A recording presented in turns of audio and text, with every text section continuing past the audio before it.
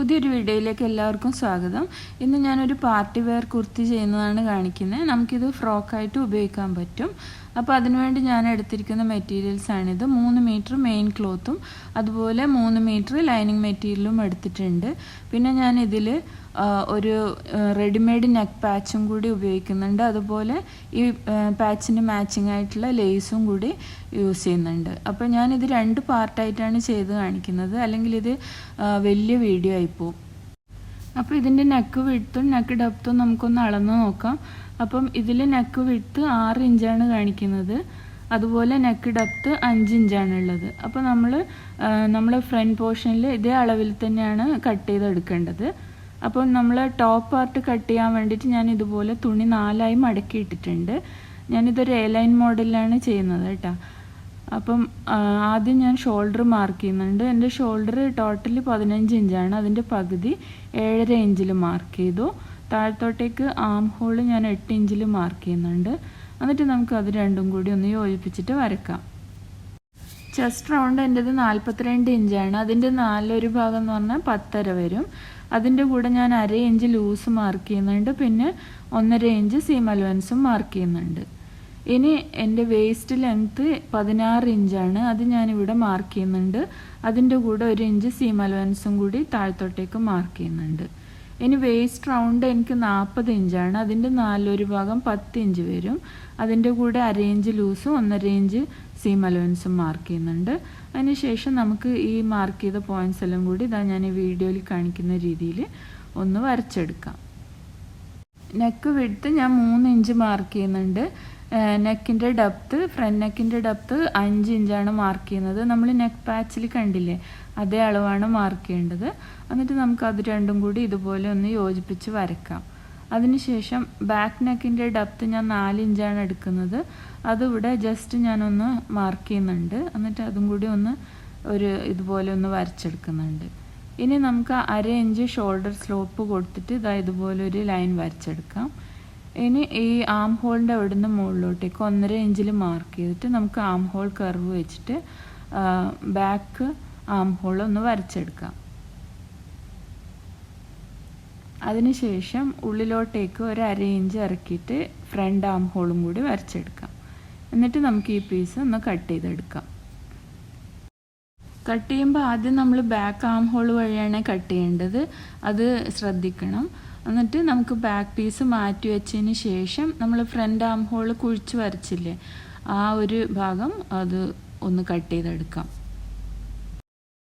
ഇനി front പോർഷൻ്റെയും back പോർഷൻ്റെയും lining attach ചെയ്യാൻ വേണ്ടി ഞാൻ ഇതുപോലെ 2 ലൈനിങ് പീസ് എടുത്തിട്ടുണ്ട്. അതിലൊരു പീസിൻ്റെ നല്ല വശത്ത് ഫ്രണ്ട് പോർഷൻ്റെ നല്ല വശം വരുന്ന രീതിയിൽ ഇതുപോലെ ഒന്ന് വെക്കാം. എന്നിട്ട് നമ്മൾ എടുത്തിരിക്കുന്ന ആ നെക്ക് പാച്ച് ഉണ്ടല്ലോ, അത് ഇതുപോലെ വെച്ചിട്ട് ആ നെക്കിൻ്റെ ഷേപ്പിൽ നമുക്കൊന്ന് വരച്ചെടുക്കണം.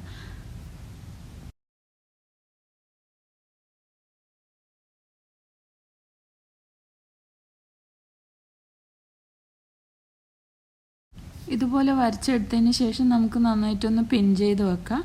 അതിന് ശേഷം ഞാൻ ഈ കാണിക്കുന്ന മാർക്കിങ്ങിൽ കൂടി നമുക്കിതൊന്ന് സ്റ്റിച്ച് ചെയ്തെടുക്കാം.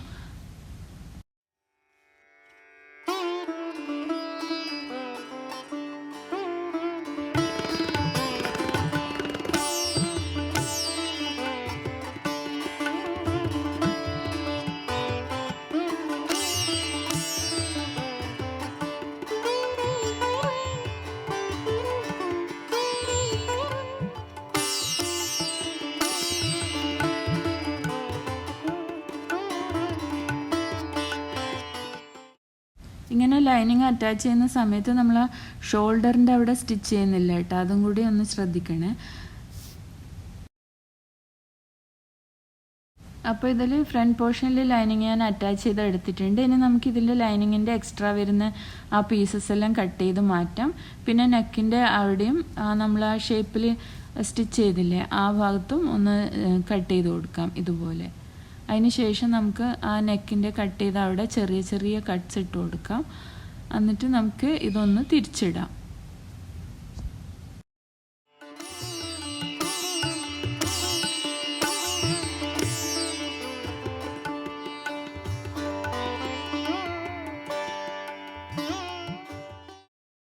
തിരിച്ചിട്ട് കഴിഞ്ഞിട്ട് നമുക്ക് ആ റെഡിമെയ്ഡ് നെക്ക് പാച്ച് ഇതിൽ അറ്റാച്ച് ചെയ്ത് കൊടുക്കാം. ഈ പാച്ച് നമുക്ക് പല രീതിയിൽ അറ്റാച്ച് ചെയ്യാം. അപ്പോൾ ഏറ്റവും സിമ്പിളായിട്ടുള്ള മെത്തേഡാണ് ഞാൻ ഇന്ന് കാണിക്കുന്നത്. അപ്പോൾ അതാ ഇതുപോലെയാണ് ഞാൻ വെച്ച് കൊടുക്കുന്നത്. അപ്പം നെക്കിൻ്റെ അവിടെ ചെറിയൊരു പൈപ്പിംഗ് വരുന്ന രീതിയിൽ നമ്മൾ കുറച്ച് താഴ്ത്തി വെച്ചിട്ടാണ് സ്റ്റിച്ച് ചെയ്ത് കൊടുക്കുന്നത്. അപ്പോൾ നമ്മളെങ്ങനെയാണ് സ്റ്റിച്ച് ചെയ്യുന്നതെന്നുള്ളത് ഞാൻ കാണിക്കുന്നുണ്ട്. നമുക്ക് നെക്കിനോട് അടുപ്പിച്ച് നിങ്ങൾക്ക് വേണമെങ്കിൽ അങ്ങനെ വെച്ചിട്ട് ചെയ്യാം. അപ്പോൾ ഞാനതിൽ ചെറിയൊരു കുർത്തിയുടെ കളറ് പൈപ്പിംഗ് പോലെ വരുന്ന രീതിയിൽ കുറച്ച് നീക്കി വെച്ചിട്ടാണ് ഇത് സ്റ്റിച്ച് ചെയ്ത് കൊടുക്കുന്നത്.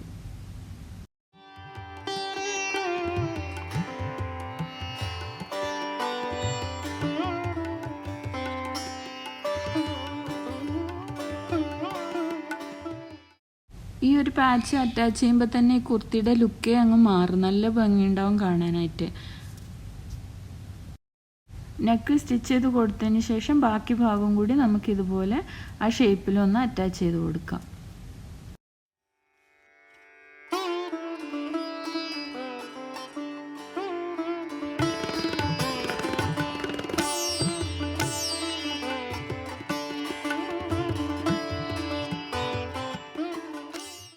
അപ്പോൾ ഇതാ ഫ്രണ്ട് പോർഷൻ റെഡിയായി. ഇതേ രീതിയിൽ ഞാൻ ബാക്ക് പോർഷൻ്റെയും ലൈനിങ് അറ്റാച്ച് ചെയ്ത് എടുത്തിട്ടുണ്ട്. നെക്ക് ഡെപ്ത് 4 ഇഞ്ചാണ് എടുത്തത്. അത്രയേ ഉള്ളൂ വ്യത്യാസം. അതിനുശേഷം നമ്മളിത് തിരിച്ചിടുന്നില്ല. തിരിച്ചിടാതെ ഇങ്ങനെ തന്നെ വെച്ചിട്ട് നമ്മൾ ഫ്രണ്ട് പോർഷൻ റെഡിയാക്കി എടുത്തിട്ടുണ്ടല്ലോ, അതിൻ്റെ ഈ നല്ല വശം ബാക്ക് പോർഷൻ്റെ ആ ലൈനിങ്ങിൻ്റെയും മെയിൻ ക്ലോത്തിൻ്റെ ഇടയിലേക്ക് നമ്മൾ ഇതുപോലെ കയറ്റി വെക്കും. കയറ്റി വെച്ചിട്ട് ആ ഷോൾഡർ ഇതേപോലെ കറക്റ്റാക്കി വെച്ചതിന് ശേഷം നമ്മൾ ആ ഷോൾഡർ അവിടെ ഒന്ന് പിൻ ചെയ്ത് വെച്ചിട്ട് നമുക്ക് ജോയിൻ ചെയ്തെടുക്കാം. അതേപോലെ തന്നെ ഇപ്പുറത്തെ സൈഡും ചെയ്യാം. അങ്ങനെ ജോയിൻ ചെയ്തെടുക്കുമ്പോൾ നമുക്ക് ആ ജോയിൻറ്റിൽ വരുന്ന സീമും ആ നൂലും ഒന്നും കാണൂല. അതിനു വേണ്ടിയാണ് ഈ രീതിയിൽ ചെയ്യുന്നത്. അപ്പോൾ നിങ്ങൾക്ക് ഈ രീതിയിൽ ചെയ്യാൻ ബുദ്ധിമുട്ടാണ് തോന്നുന്നുണ്ടെങ്കിൽ നമ്മൾ സാധാരണ പോലെ അറ്റാച്ച് ചെയ്തെടുത്താൽ മതി.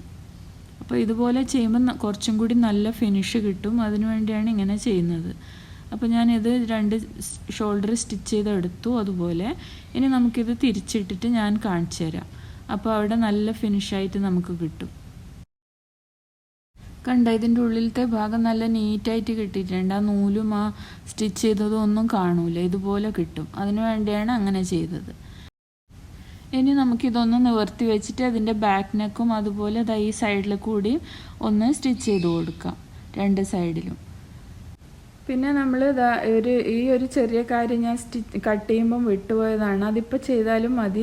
ഈ ഒരു ഭാഗത്ത് 1 ഇഞ്ച് ഞാൻ മുകളിലേക്ക് കയറ്റിയിട്ട് ഒന്ന് മാർക്ക് ചെയ്യുന്നുണ്ട്. എന്നിട്ടൊരു കർവ് ഷേപ്പ് അവിടെ കൊടുക്കുന്നുണ്ട്. എന്നിട്ട് അത് കട്ട് ചെയ്ത് മാറ്റുന്നുണ്ട്. അങ്ങനെ ചെയ്തിട്ടില്ലെങ്കിൽ നമ്മൾ ഡ്രസ്സ് ഇട്ട് കഴിയുമ്പം ചിലപ്പോൾ താഴത്തെ ഭാഗം ഇങ്ങനെ തൂങ്ങുന്ന പോലെ ഉണ്ടാവും. അതുകൊണ്ടാണ് അങ്ങനെ ചെയ്യുന്നത്. അപ്പം ഈ ഡ്രസ്സിൻ്റെ ബാക്കി ഭാഗം ഞാൻ അടുത്ത വീഡിയോ ആയിട്ട് അപ്ലോഡ് ചെയ്യാം. അപ്പോൾ വീഡിയോ ഇഷ്ടമായിട്ടുണ്ടെങ്കിൽ എൻ്റെ ചാനൽ ലൈക്ക് ചെയ്യാനും കമൻറ്റ് ചെയ്യാനും സബ്സ്ക്രൈബ് ചെയ്യാനും മറക്കരുത്. എത്രയും പെട്ടെന്ന് തന്നെ നമുക്ക് വീണ്ടും കാണാം. അതുവരേക്കും ബൈ.